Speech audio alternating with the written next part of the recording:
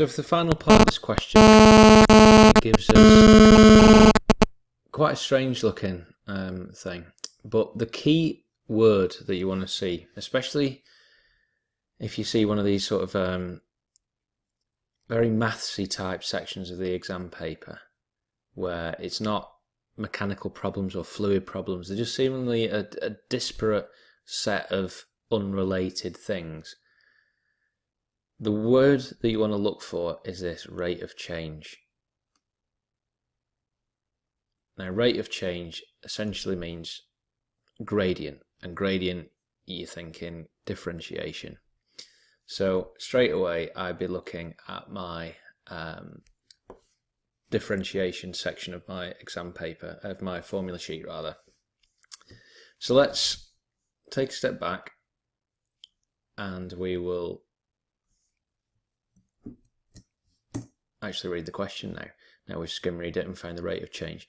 The current I, amps, in a circuit delays exponentially with time t seconds. According to the equation, I equals 5 plus 2e to the negative t. Calculate the rate of change of current against time. So calculate the rate of change with respect to time. So you might say calculate di, rate of change of I, with respect to t. Di dt is equal to. So we're going to need to differentiate this thing. Calculate the rate of change of current against the time when time is equals 1, 2 and 3 seconds. How this is worth 8 marks, I don't know. But let's go for it. So if we were to have, just let's remind ourselves how differentiation works. If we have 2x squared, then you times the power by the coefficient, take 1 off the coefficient, so that's just 4x to the 1. If you have just a number, that number effectively disappears because it's not an x or a t in this case, so you're not bothered about differentiating, it's irrelevant. So 5 disappears. Now what we have to do is we need to differentiate this thing, 2e to the negative t. Well, we've got this ae to the kx. When it differentiates, becomes a, so that's 2, times k, which in this case was negative 1. That's k, negative 1t, effectively. E to the kx, which is minus 1t, negative t. So di dt actually resolves to be negative 2e to the negative t. So all we need to do now is plug in t equals 1, t equals 2, t equals 3.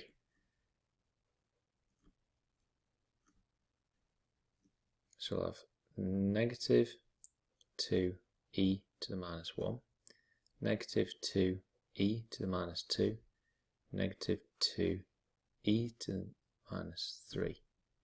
And this is just a calculator job. And I suppose this function could have been a standard integral rather than a non-standard integral. So you might have had to differentiate this as normal as opposed to looking it up in the table, but in a sense, it being in the table is almost made it easier because we can just look up the result and plug it in directly. Right. So I'm trying to work out how to do this on my phone. So, right, I had a go at doing it on my phone and it's a total nightmare. Don't forget your calculator, people. The way I'm going to do this is we'll just use Wolfram Alpha. So I'll plug it in there and it'll give me a value of 0.735.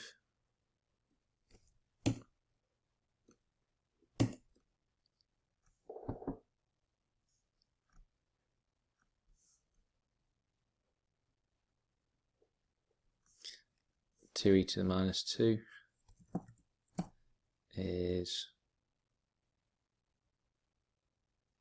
Should have used this all along, shouldn't I, really? 0.27. And 11 is 0.09. So it's getting less, it's showing decay. What was it, 0.099? Well, there we go.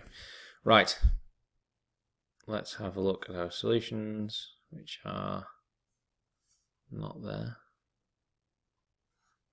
Now here we go, 0.736, 0.271, 0.0996.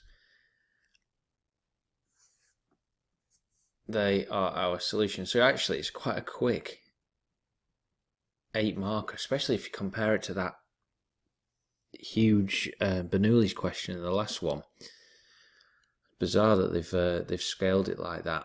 But the key thing is rate of change.